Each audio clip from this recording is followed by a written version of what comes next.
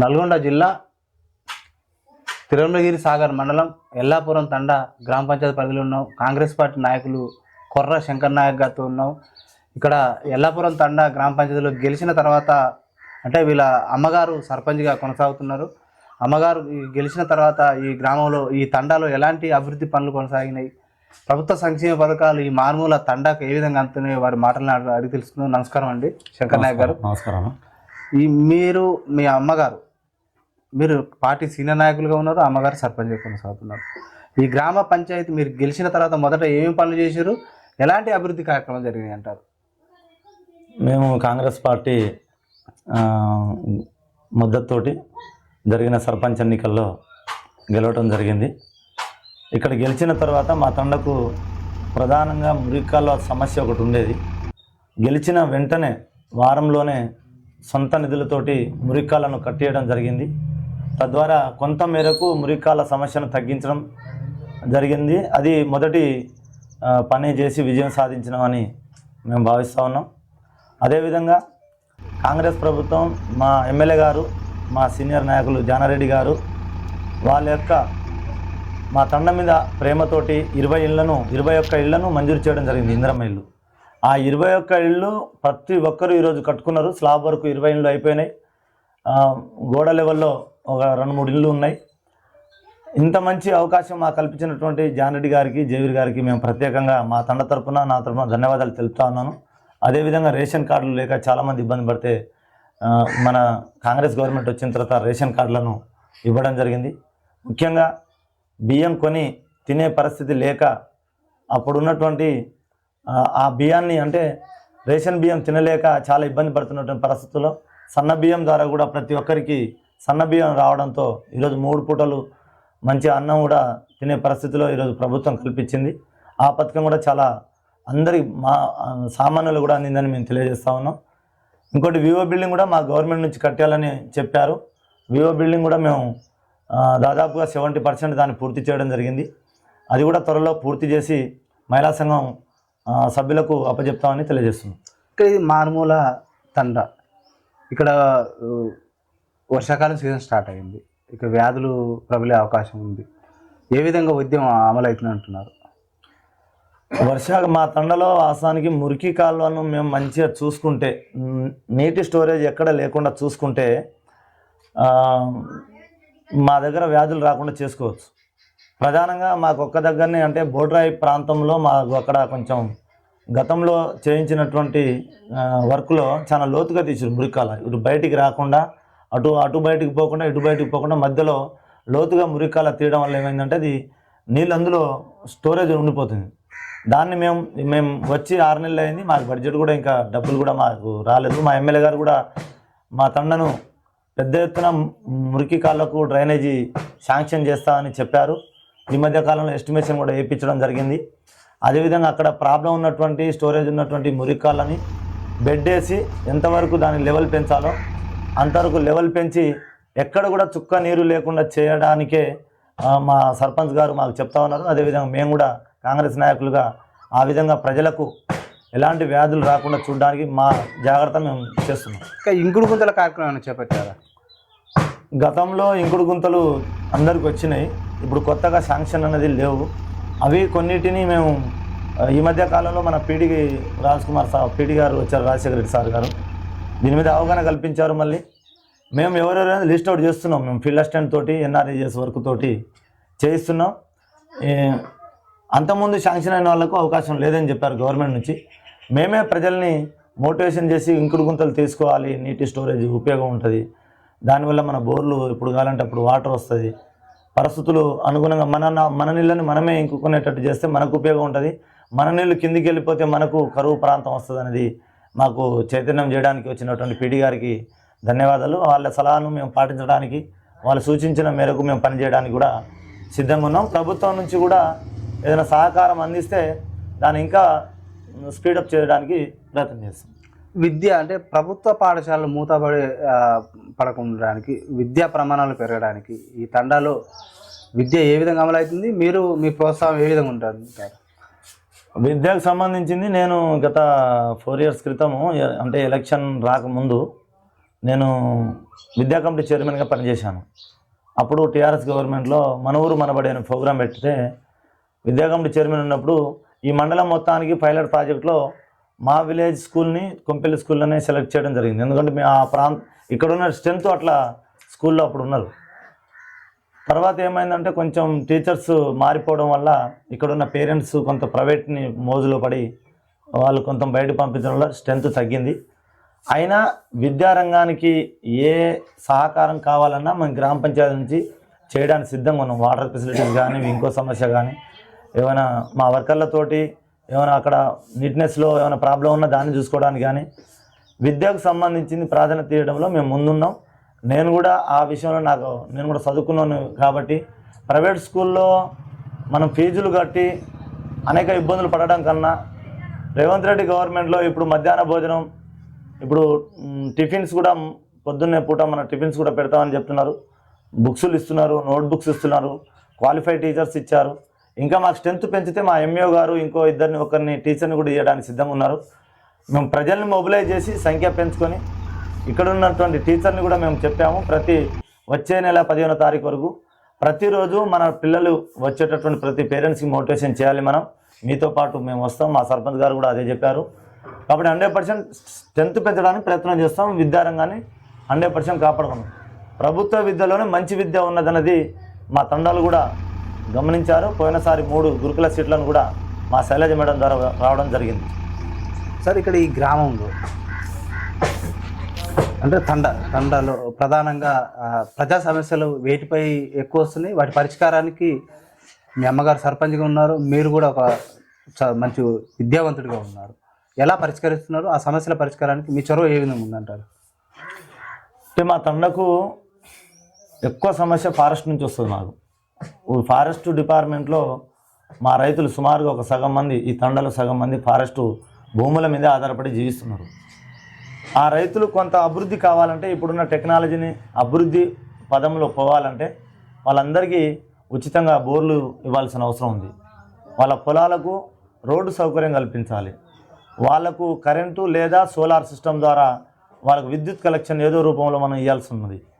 ఇట్లాంటి రైతులను ప్రోత్సహిస్తే వలసలు పోకుండా ఇదే భూముల మీద ఆధారపడి బతుకున్నటువంటి రైతులు కొంత 4 రూపాయలు సంపాదించుకుని వాళ్ళ పిల్లల చదువుల కోసమో వైద్యం కోసమో ఉపయోగించుకోవడానికి ఇది సమస్య ప్రధానంగా ఉన్నది. దీన్ని మేము మా ట్రైబల్ డిపార్ట్మెంటు, రెవెన్యూ డిపార్ట్మెంట్కు మా శక్తి మేరకు మేము ప్రయత్నం చేస్తున్నాం. మా ఎమ్మెల్యే దృష్టిలో కూడా ఉన్నది.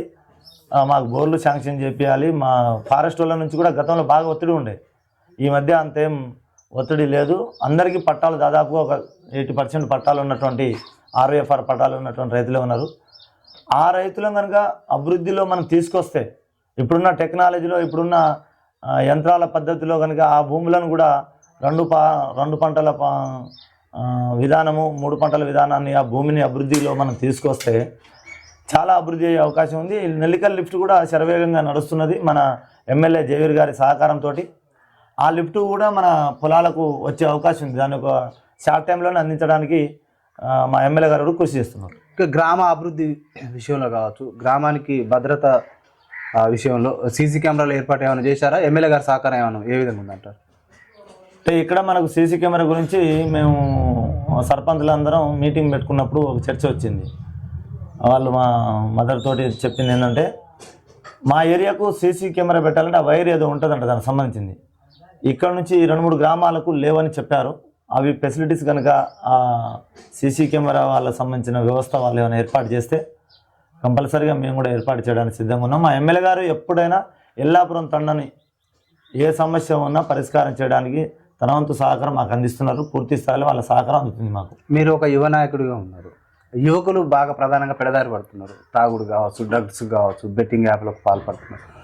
వాళ్ళు మార్పు రావడానికి, వాళ్ళు చైతన్యం తీసుకురావడానికి పోలీసు వారి సహకారంతో ఎలాంటి చైతన్య సదస్సులు ఈ తండాలో నిర్వహిస్తున్నారు?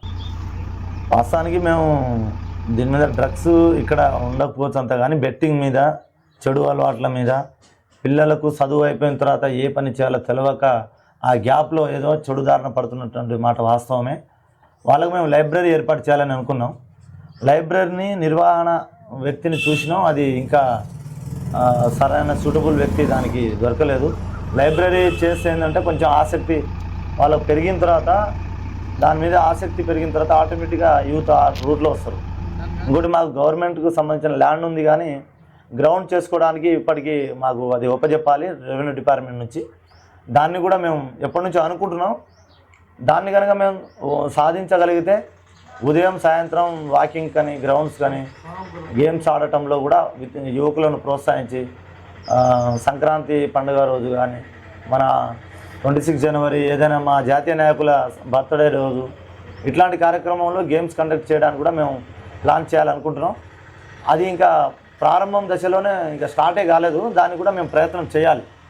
యూత్ కూడా చాలా వరకు సిటీలోనే ఉంటున్నారు, వాళ్ళంతా వేరే వేరే ఫీల్డ్లో. ఇక్కడ ఎండాకాలం వరకు మాత్రమే కనిపిస్తున్నారు. ఇక మహిళల భద్రత విషయంలో కావచ్చు, మహిళా సంఘాల బలోపేతానికి అమ్మగారు అంటే మహిళగా ఒక సర్పంచ్గా ఉన్నారు, మీరు ఒక యువ నాయకుడిగా ఉన్నారు. ఎలాంటి ప్రోత్సాహం కలిగిస్తున్నారు మీ తండా గ్రామ పంచాయతీ నుంచి? అదే మహిళా సంఘానికి మనకి ఇక్కడ వీబీకే ఒకరు ఉన్నారు, విలేజ్ బుక్ కీపరు. అదేవిధంగా మహిళా సంఘం అధ్యక్షురాలతో కూడా మేము ప్రతి గ్రామ సభలో కానీ వాళ్ళకు ఉన్నప్పుడు ఎప్పుడు వచ్చినా మమ్మల్ని అడిగినా చెప్తాం. వాళ్ళకి ఇట్లా బిల్డింగ్ వచ్చిందని అనగానే గవర్నమెంట్ స్థలం లేకపోయినా గతంలో తీసుకున్నటువంటి ల్యాండ్ని గ్రామ పంచాయతీ హ్యాండ్ ఓవర్ చేసుకొని దాంట్లో వెంటనే మేము కట్టించడం జరిగింది. ఆ బిల్డింగ్ అయిపోయిన తర్వాత ప్రభుత్వం ఎలాంటి డెవలప్మెంట్ కార్యక్రమం చేసినా, అది కుట్టు మిషన్ శిక్షణ కానీ వేరే ఇంకేమైనా డెవలప్మెంట్ స్కీమ్లో ఫలానా మా తండకు ఈ శిక్షణ ఇస్తే వీళ్ళకి ఉపాధి వస్తుంది అనేది ఏదైనా గవర్నమెంట్ నుంచి వస్తే దాన్ని ఖచ్చితంగా మహిళా సంఘంతో మేము అభివృద్ధి కార్యక్రమాలు తీసుకెళ్తాం. మహిళా సంఘంలో మంచిగా పొదుపు చేసుకుంటున్నారు. వాళ్ళు బ్యాంకు నుంచి తీసుకున్న రుణాలతోటి బర్రెలు తీసుకొని పాల వ్యాపారం చేసుకుంటున్నారు. చాలామంది కొంతమంది ఇంకా ఇన్వెస్ట్ చేసి దానికి 1-2 చేసుకొని దానికి మళ్ళీ వేరే వేరే కొన్ని ప్లాట్లు తీసుకోవడం అట్లా కొంతమంది చేస్తున్నారు.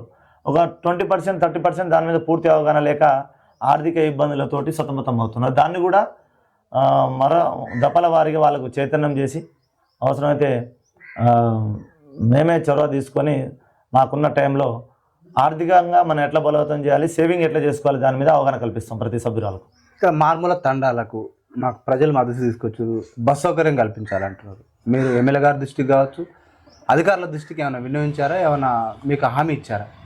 బస్ సౌకర్యం అనేది అది సక్సెస్ఫుల్ అయితే ఎప్పుడో నేనే తీసుకొచ్చేటోని. మా ఎమ్మెల్యే గారు ఎప్పుడో చెప్పారు. నేను జూబ్లీహిల్స్ ఎన్నికల్లో పోయినప్పుడు మాకు ఆర్టీసీ మంత్రి గారు కూడా చెప్పారు, పొన్నం ప్రభాకర్ గారు, ఎక్కువ ఏ వార్డులో ఎక్కువ ఓట్లు మెజార్టీ తీసుకొస్తారో వాళ్ళకు ఏది అడిగినా మేము ఏ ప్రాంతంలో బస్సు కావాలని ఇస్తున్నారు. వాళ్ళు చెప్పిన పొన్నం ప్రభాకర్ గారు చెప్పినటువంటి విషయాన్ని కూడా మేము ఇక్కడ ఇంప్లిమెంట్ చేయాలన్నా బస్సు ఎక్కే పరిస్థితులు జనాలు లేదు, డీజిల్ మందం కూడా వచ్చే పరిస్థితి లేదు. రంగుళ్ళ వరకు హైదరాబాద్ పోయే బస్సు ఉంది, సక్సెస్ఫుల్ అవుతుంది. దాన్ని మేము పూర్తి స్థాయిలో వినియోగించుకుంటున్నాం. ఈ ప్రాంతంలో రావాలంటే ఖచ్చితంగా ఈ రోడ్డు ఇంకా కొంచెం పెరగాలి, రవాణా సౌకర్యానికి రోడ్డు సహకారం ఉండాలి. ఇక్కడ నుంచి నెల్లికల్ నుంచి నాయకుంతండ ఆ ప్రాంతంలో కూడా బస్సు పొద్దున సాయంత్రం వచ్చినా దాన్ని వినియోగించవచ్చు. కానీ ఇప్పుడు పరిస్థితుల్లో అయితే దానికి బస్సు వచ్చే టయానికి ప్రజలు ఎక్కే పరిస్థితిలో కమ్యూనికేషన్ అది సెట్ కావట్లేదు, ఆటోలు బైక్ మీద వెళ్ళిపోతుంది. మీకు 5 ఏళ్ల కాలానికి మీ అమ్మగారికి కావచ్చు మీరు ఓటేసి గెలిపించిన ప్రజలు ఈ మారుమూల ఎల్లాపురం తండా గ్రామ పంచాయతీని ఆదర్శ గ్రామం వైపు కావచ్చు, అభివృద్ధి దిశ వైపు కావచ్చు తీసుకెళ్ళడానికి గత సర్పంచుల కంటే భిన్నంగా మీ దగ్గర ఏ విజన్ ఉంది, మీరు ప్రజలకు ఏం చెప్పారు? విజన్ అంటే చాలా పెద్దగా ఉంది. దాని సక్సెస్ కోసం అయితే ప్రయత్నం ఎనీ టైం చేస్తాం. 24 అవర్స్లో మాకున్న శక్తి మేరకు అయితే ఫైట్ చేయడానికి. నేను వచ్చింది వాస్తవానికి సరే మేము కాంగ్రెస్ నాయకులుగా కానీ మా అమ్మ సర్పంచ్ చేసిన ఉద్దేశం కానీ ద బెస్ట్ విలేజ్ ఎల్లాపురం తండా అనిపించుకోవడానికి కృషి చేస్తున్నాం. చాలా విజన్స్ ఉన్నాయి. చెత్త కనబడకుండా ఎట్లా చేయాలనేది పెద్ద టాస్క్. మురిక్కాల వ్యవస్థ అసలు ఇంత బెస్ట్గా ఉంటుందా ఈ విలేజ్లో అనేది అదొక పెద్ద టాస్క్ లెక్క అనుకుంటున్నాం. కరెంట్ వ్యవస్థలో కూడా పెద్ద టాస్క్ తీసుకురావాలని చూస్తున్నాం. అవసరమైతే మాకు బ్యాంక్ సహకరిస్తే విద్యుత్ని ఉత్పత్తి చేసే అవకాశాన్ని కూడా మేము టాస్క్ లెక్క చూస్తున్నాం. మాకు వనరులు సమకూర్చాలి. మాకు మా ఎమ్మెల్యేతో పాటు పై నాయకులు కూడా సపోర్ట్ ఇంకా కావాలి. మా ప్రజలు కూడా సహకారం చేయాలి, వాళ్ళు కూడా సహకారం ఉంటుంది. ఎనీటైం మమ్మల్ని ఎప్పుడు అభివృద్ధి విషయంలో ఎక్కడ కూడా ఆటంకపరచరు. ఇంకా చెప్పాలంటే రైతులు ఇప్పుడున్న ఆదాయానికి రెట్టింపు ఎట్లా చేయాలి. వ్యాపారాలు సిటీలలో నడవదు కానీ గ్రామీణ ప్రాంతంలో మా తండా ప్రాంతంలో వాటర్ ఫెసిలిటీస్ భూమి కల్పించి రైతును కనుక వ్యవసాయం మీద షార్ట్ టైంలో ఇన్కమ్ వచ్చే పంటల మీద అవగాహన కల్పించి వాళ్ళకి ఆ రూట్లో తీసుకెళ్ళగలిగితే 100% వాళ్ళు ఆర్థికంగా బలపడిన తర్వాత ఆటోమేటిక్గా అనేక సంబంధించినటువంటి చిన్న చిన్న వ్యాపారాలు అది పెద్ద ఎత్తున ప్రభావం చూపే వ్యాపారాలను కూడా స్టడీ చేసి ఈ 5 ఇయర్స్లో ఇప్పుడు 6 మంత్ అయిపోయింది, 4.5 ఇయర్స్ ఉంది మాకు. ఈ అనుకున్న దానిలో ఏ 2-3 సక్సెస్ అయినా మేము వచ్చిన దానికి తృప్తి ఉంటుంది అనేది నేను అనుకుంటున్నాను. యువత రాజకీయాల వైపు రావడానికి, యువతలో చైతన్యం రావడానికి మీరు ఒక యువ నాయకుడిగా ఉన్నారు, ఏం చెప్తారు యువతకు? యువత గురించి చెప్పాలంటే సొసైటీ చాలా డ్యామేజ్ అయింది. యువతకు ఉన్నప్పుడు ఎలక్షన్ ఉన్నప్పుడు ఒక తీరు మైండ్ సెట్ వస్తుంది, ఎలక్షన్ అయిపోయిన తర్వాత ఒక మైండ్ సెట్ వస్తుంది. ఎలక్షన్ ముందర యువత ఏం ఆలోచిస్తారంటే నువ్వు ఎంత ఇస్తావు, వాళ్ళు ఎంత ఇస్తారు, ఎవడు గెలిస్తే మనకేంది, అసలు సర్పంచ్తో మన పని ఏంది, ఈ గ్రామ అభివృద్ధిలో సర్పంచ్ పాత్రతో మన సంబంధం లేదు కదా, వస్తే వాళ్ళు తింటారు, వాళ్ళు చేసుకుంటారు, నాకేం వస్తుంది, నాకేం వచ్చేదేం లేదు, ఏదైనా వస్తే 2-3 ఇల్లు వాళ్ళకి పెట్టేస్తారు అనేది బాగా చాలామందికి ఉంది. బట్ కొంతమంది యువత మాత్రం ఒక 10% 20% యువత మాత్రం చాలా పట్టుదలతో శంకరన్న వస్తే చేస్తాడు, ఆయనకు అవగాహన ఉంటుంది, ఆయన ప్రజల్లో తిరిగినటువంటి వ్యక్తి, ఆయన నిజంగా మనకు ఉపయోగపడకపోయినా తండకు ఉపయోగపడుతుంది అంటే మనందరికీ ఉపయోగపడుతుంది అనేది వాళ్ళు విశ్వసిస్తున్నారు. యువతను నేను కోరేది ఏంటంటే ఫస్ట్ నమ్మకం ఉంచాలి. మనం పంట వేసినప్పుడు 6 నెలల వరకు రైతు ఆ భూమి మీద ఎట్లా ఇన్వెస్ట్ చేస్తాడో ఈ ప్రజలను ఈ తండను అభివృద్ధి చేసే నాయకుల మీద నమ్మకం ఉంచాలి, ఫస్ట్ నమ్మాలి, వాళ్ళకి సపోర్ట్ చేయాలి. అదేవిధంగా ఏంటంటే ఆర్థికంగా ఆ నాయకుడు బలి కాకుండా చితికిపోకుండా ఉన్న తండ యూత్ మొత్తం ఎట్లా మనం స్ట్రెంథెన్ చేయాలనే దాని మీద అవగాహన యూత్ అందరూ ఉంటే ఆర్థికంగా వచ్చే నాయకుడు కూడా భయపడి వాడు సైలెంట్ అవుతారు. కానీ యూత్ ఈ దిశగా తీసుకెళ్ళే వాళ్ళు తక్కువ ఉన్నారు, తాగడానికో లేకుంటే కొంచెం చెడిపోవడానికో ఇట్లాంటి విషయంలో ఎక్కువ ఉన్నారు.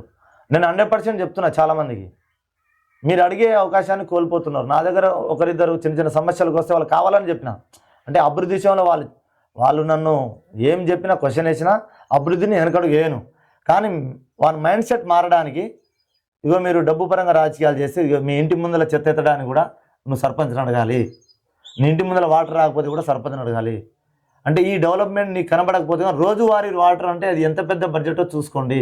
అట్లా మనం వాటర్ ఒకటే కాదు, మనం కలిసి చేసుకుంటే, ఆరోగ్యకరమైన సర్పంచ్ని ఎన్నుకుంటే, ఆరోగ్యకరమైన పాలక మండలిని మనం ఎంచుకుంటే మన బడ్జెట్ని డిస్ప్లే చేస్తారు వాళ్ళు, మన బడ్జెట్ని ప్రజల ముందు పెట్టి ఎలా ఖర్చు చేయాలో చెప్పగలుగుతారు. మంచి విజన్ ఉన్నటువంటి నాయకుడు దీన్ని ఖర్చు పెడదాం, దీని ద్వారా మనం అభివృద్ధి ఒక 10 రూపాయలు పెట్టుబడి పడితే 100 రూపాయల ఆదాయం వస్తుంది, దాన్ని మళ్ళీ ఇంకో యూత్ని మార్చడానికి వాళ్ళకి ఉపాధి కల్పించడానికి లోన్స్ పరంగా దేనికో దానికి ఇన్వెస్ట్ చేయొచ్చు, ఈ రూట్లో చెప్పడానికి అవకాశం ఉన్నది. కానీ ఇప్పుడున్న వ్యవస్థలో, నా గురించి చెప్పొద్దు కానీ ఇప్పుడున్న వ్యవస్థలో ఒక సర్పంచ్ని ఆర్థికంగా మొత్తం 5 సంవత్సరాల్లో ఎంత డ్యామేజ్ చేయాలో అంత ఎలక్షన్ ముందులే మనం డ్యామేజ్ అయిన తర్వాత నీకు ఎవరు పెట్టమన్నారు డబ్బులు, నీకు ఎవరు రమ్మన్నారు, నువ్వు వస్తే మాకేంది, నువ్వు చెడిపోతే మాకేంది, నువ్వు ఆగమైతే మాకేంది, ఇట్లాంటి రాజకీయాలు వచ్చినాయి.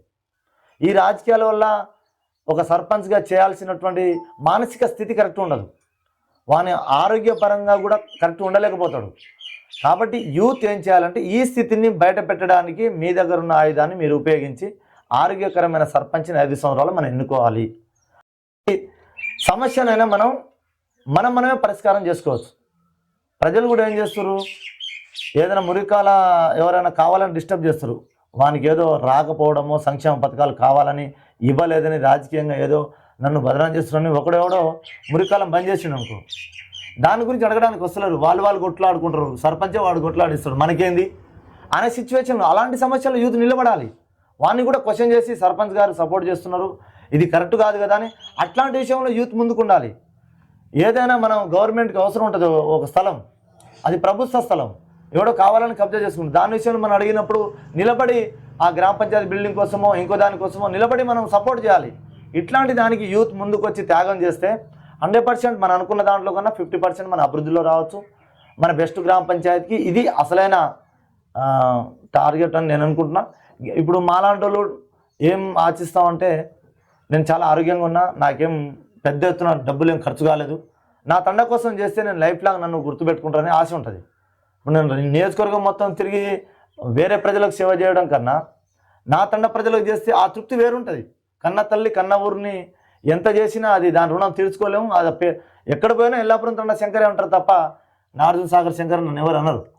అంటే ఆ కోరికలు ఉన్నాయి. బట్ చేంజ్ కావడానికి యూత్ ఈ సలహాలు తీసుకుంటే బాగుంటుంది. దానిలో నేను కూడా మీతో పాటు ఒకరిని నా అంశంలో వచ్చినప్పుడు కూడా నన్ను నిలదీయాల్సిన సమయం వచ్చినప్పుడు గట్టిగా నిలదీయాలి, నాకు సపోర్ట్ ఉన్నప్పుడు గట్టిగా సపోర్ట్ ఉండాలి. ఈ రెండు చేయగలిగితే ద బెస్ట్ యూత్ అని నిరూపించుకోవచ్చు. కానీ ఇది మీ దగ్గర కోరుతున్న చేంజ్ కోసం రావాలని. ఇప్పుడున్న సమాజంలో యువతల స్పిరిట్ ఎందుకు సాంకేతికంగా అభివృద్ధి చెందినా కూడా ఎందుకు స్పిరిట్ తగ్గుతుంది అంటారు? తగ్గడానికి నాకు అనిపించేది ఏంటంటే ఫస్ట్ ఈ పరిపాలించే వ్యవస్థ మీద, పొలిటికల్ వ్యవస్థ మీద యూత్కు నమ్మకం పోయింది. ఏదైనా ఉన్నప్పుడు వాళ్ళకి వస్తుంది. ఇంకోటి ఏంటంటే వాస్తవంగా చెప్పాలంటే అసలు ఈ బడ్జెట్ మీద పూర్తి స్థాయిలో అవగాహన యూత్కే లేదు.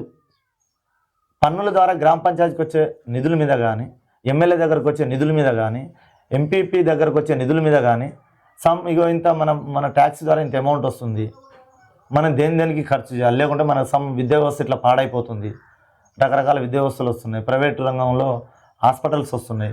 ఇవన్నీ చూసి ఏం చేస్తుందంటే వాళ్ళకి ఏం చేయాలో అర్థం కాక మనం ఏం చేసినా వృధా. నువ్వు త్యాగం ఇప్పుడు ఏం ఆశించకుండా త్యాగం చేస్తే వాళ్ళని లాస్ట్ పనికి రాకుండా పక్కన పడిస్తున్నారు. మధ్యలో ఎవడో వచ్చి 4 పాల ప్యాకెట్లు పంచడం, చనిపోయినప్పుడు అన్నాలు ఏమంటారు దాన్ని, చనిపోయారు కదా అన్నం పంపిస్తున్నా వాళ్ళకు చావు దగ్గర అన్నదానం చేయండి, ఎవరికైనా పెళ్ళి అయితే 2000 ఇస్తున్నా నా పేరు ఇట్లా పెట్టుకోండి. కొంతమంది నియోజకవర్గంలో ఎమ్మెల్యేగా పోటీ చేస్తున్నారు ఏం చేస్తున్నారంటే ఈ వాతావరణం తీసుకొస్తున్నారు. ఇంకా ఏం చేస్తున్నారంటే నువ్వు ఇప్పటి నుంచే డబ్బు నుంచి వాళ్ళకి ఎందుకు ఈ ప్రచారం యూత్ మీద ఏం ప్రభావం పడుతుంది? ఆయన దగ్గర డబ్బు ఉంది, నాకు ఇబ్బంది వస్తే నా నాయకుని దగ్గర 10,000 అడుక్కుంటా, ఆ మెసేజ్ వెళ్ళిపోతుంది. ఇది ట్రాక్ అయిపోతుంది. అసలు ఇట్లాంటి వాళ్ళని సపోర్ట్ చేయొద్దు, వాళ్ళని ప్రశ్నించాలి ఫస్ట్. నువ్వు డబ్బులు ఎక్కడి నుంచి పంచుతున్నావు? ఏ ట్యాక్స్ డబ్బులను నువ్వు ఎగ్గొట్టి మాకు పంచుతున్నావు? లేదు నువ్వు ఏ వ్యాపారం చేసి లాభం పొంది నువ్వు పంచుతున్నావు? ఈ క్వశ్చన్ వేస్తలేరు. ఇట్లాంటి మీద పూర్తిగా వాళ్ళకు ఎంత ప్రయత్నం చేసే ఒక వర్గం ఉంటుంది. వాళ్ళు ప్రయత్నం చేసి కేసుల పాలు, బయట ఇంట్లో సమస్యలు, ఆర్థిక సమస్యలతోటి ఒక స్టేజ్ వరకు ఫైట్ చేసి బ్యాక్ అవుతారు. కొత్తగా వచ్చేటోళ్ళు ఏం చేస్తారంటే వాళ్ళ దగ్గర 4 రూపాయలు వచ్చినప్పుడు ఆ స్టేటస్ పెట్టడం, ఫలానా ఒక పెళ్ళికి 2,000 ఇచ్చిండనుకో, లేకుంటే చనిపోయిన దగ్గర అన్నం పంపించిండనుకో, ఇంకో దగ్గర గుడికి ఒక 1000 రూపాయలు ఇచ్చిండనుకో, 10,000 ఇచ్చిండనుకో, 1,00,000 రూపాయలు ఇచ్చిండనుకో, ద బెస్ట్ లీడర్ అనిపిస్తుంది. నీకు ల్యాండ్ సమస్య మీద అవగాహన ఉండదు, గవర్నమెంట్ నుంచి ఫైట్ చేసే దానికి అవగాహన ఉండదు, ఈ ఉన్నటువంటి పథకాలను ఏ రూపంలో వీళ్ళకి అందించాలో యూత్ని చైతన్యం చేయడంలో అవగాహన ఉండదు. దిగుతారు హైదరాబాద్ నుంచి 2 days ఫలానా విలేజ్లో అనుకుంటారు, టక్కడకు పనిచేస్తారు, హైదరాబాద్ వెళ్ళిపోతారు. మనకి ఏం అవగాహన ఉంటుంది? అలాంటి మళ్ళీ రేపు చూస్తుండగానే ఎమ్మెల్యేని కూడా చేసేస్తారు. ఇంకా డెవలప్మెంట్లో వస్తుంది. నువ్వు డెవలప్మెంట్ కావాలంటే 100% ఒక 10 years ప్రజల్లో అది పోరాట రూపంలో ఉండాలి, సమస్యల రూపంలో ఉండాలి. అది ఫారెస్ట్ సమస్య ఉంటే ఇక్కడ ఫారెస్ట్ మీద అవగాహన కల్పించాలి, కలెక్టర్ దగ్గర తీసుకెళ్ళాలి, అవసరమైతే సంబంధిత ప్రజాప్రతినిధి దగ్గర, మంత్రి దగ్గర తీసుకెళ్ళాలి. That is leader. నేను డబ్బులు పంచుతాను, నా దగ్గర గవర్నమెంట్ కట్టే ట్యాక్స్ని ఎగ్గొట్టి నేను ఒక ఫౌండేషన్ పెట్టుకుంటా ఇస్తా ఉంటే దానివల్ల యూత్ మొత్తం ఆధారణ వెళ్ళిపోయి ఇది ఆలోచన చేసేదానికి బ్యాక్ అవుతారు. పాలకులు కూడా, కేంద్ర ప్రభుత్వం పాలకులు కానీ కొంతమంది పాలకులు కూడా యూత్ చెడిపోవడానికి ఏంటంటే వాళ్ళ మైండ్ సెట్ ఉంటుంది. యూత్ని మనం మైండ్ సెట్లో రానియకుండా వాళ్ళకు పెడదారణ పట్టించడానికి కొన్ని వాళ్ళు కావాలని సోషల్ మీడియాలో పంపిస్తుంటారు. వాళ్ళు అది సినిమా రంగంలో కాదు, నిన్న మన మంగళి మీద ఒక పెద్ద వార్త, అట్లా రకరకాలుగా డైవర్ట్ చేయడానికి ఉంటుంది. దాన్ని కూడా మనం అధ్యయనం చేసుకొని ఇప్పుడు జడ్ అని పెద్ద ఎత్తున వస్తుంది. అది నేపాల్ వేరే దగ్గర వస్తుంది. మన తమిళనాడులో కూడా స్టాలిన్ గారు డబ్బులు పంచకుండా ఒక డ్రైవర్ని, అదేవిధంగా ఇంటి పని మనిషిని, వాళ్ళని కూడా జనాల్లో అంటే ఉన్న సంఖ్య ఒకసారి టర్న్ తీసుకుంటే యూత్ మార్చడానికి అవకాశం ఉంది. కానీ డబ్బు పరంగా వాళ్ళకి ఇప్పుడు స్టాలిన్ గారు చేసే 4-5 సంచలనమైన వార్తలు చూస్తే 25,000 కన్నా ఎక్కువ ఏ ప్రైవేట్ స్కూల్ ఉండొద్దు అన్నారు. ఇట్లాంటి రావాలంటే ఫస్ట్ మన నాయకులు డబ్బులు పెట్టకుండా ఉండాలి. అంటే మన నాయకులు లక్షలు పెట్టిన తర్వాత ఎక్కడి నుంచి సంపాదించాలి? వాళ్ళంతా అప్పు తెచ్చి అంటే మనమే నేర్పిస్తున్నాం కదా. అంటే తప్పు మన దగ్గర నుంచి జరుగుతుంది. డబ్బులు పంచకుండా నువ్వు గెలవంటారు, వాడు అవతలోడు డబ్బులు పంచుతాడు, మనం పంచకుంటే ఆ సమస్య ఉంది. దీన్ని పూర్తి స్థాయిలో అన్ని పార్టీలను బ్యాన్ చేయాలి, లేకుంటే యూత్ అయినా దీని మీద పెద్ద ఎత్తున ఫైట్ చేయాలి. ఏదో దీంట్లో మార్పు రాకపోతే ఇంకొన్ని రోజులు, ఇప్పుడు సంవత్సరం మన స్వాతంత్రం రావడానికి 200 సంవత్సరాలు బ్రిటిష్ నుంచి పట్టింది. స్వాతంత్రం వచ్చిన తర్వాత పూర్తి స్థాయి మన హక్కులు పొందడానికి ఇప్పటికే 80 సంవత్సరాల దాదాపు వస్తుంది. నువ్వు పూర్తి స్థాయిలో అన్నీ నీకు రావాలంటే ఇంకో 10-20 ఇయర్స్ పట్టక తప్పదు. ఇట్లాంటి సమస్యల నుంచి యూత్ బయటికి రావాలంటే 100% ఫస్ట్ నువ్వు ఓపికతోటి ఫైట్ చేయాలి. నీ నిధులు ఉన్నాయి, కేంద్ర ప్రభుత్వం, రాష్ట్ర ప్రభుత్వం, మండల స్థాయి, గ్రామ పంచాయతీలో నీ నిధులు ఉన్నాయి. నువ్వు ఎన్నుకునే విధానంలో నువ్వు పర్ఫెక్ట్గా ఎన్నుకో. విత్తనం మనం పత్తి విత్తనం వేస్తే పత్తి పంటే వస్తుంది, వరి విత్తనం వేస్తే వరి పంటే వస్తుంది. నువ్వు డబ్బులు పెట్టి ఎన్నికల్లో నువ్వు నాయకుని ఎన్నుకుంటే నీ డబ్బులని నాయకులే తింటారు. డబ్బులు పెట్టకుండా నువ్వు 10 రూపాయలు ఇచ్చి డబ్బుల్ని 10 రూపాయలు నువ్వు ఈ ప్రచారానికి నేను ఎందుకు ఇవ్వాలనుకుంటే ఆడెవరో ట్యాక్స్ కట్టి ఆ 10 రూపాయలు 20 రూపాయలు ఇచ్చినోడే ఎన్నికవుతాడు, మళ్ళీ నీ డబ్బులు మొత్తం తింటారు. వాని వల్ల నిజాయితీ పరుడు కూడా డబ్బులు పెట్టి అప్పులు పాలై మళ్ళీ బ్యాక్ అవుతాడు. ఇట్లాంటి సిస్టమ్ చేంజ్ చేయడానికి యూత్ ముందుకు రావాలని కోరుతున్నాను. ఇక్కడ ఎల్లాపురం తండా నుంచి యువ నాయకులు, యువకులు మాత్రం సమాజంలో పెడదారి పట్టకుండడానికి, యువకులు రాజకీయాల వైపు మళ్ళడానికి, ఏదైతే సమాజంలో రాజకీయంలో ఎలాంటి అంటే రాజకీయంలో జరిగే సంఘటనలు కూడా ప్రతి దాని మీద విషయ అవగాహనతో పాటు సమాజం మీద కూడా అధ్యయనం చేసే ఆలోచన కలిగి ఉండాలి. యువరత్వం ఆ వైపు ఆలోచిస్తూనే రాజకీయాలు ఒక మంచి నాయకుని ఎన్నుకునే అవకాశం ఉంటుందని కూడా ఆయన చెప్తున్నారు. ఇక మరో అంశంలో మరో గ్రామ పంచాయతీలో మీ ముందుకు వస్తుంది ప్రజావేదిక చూస్తూనే ఉండండి. Thank you.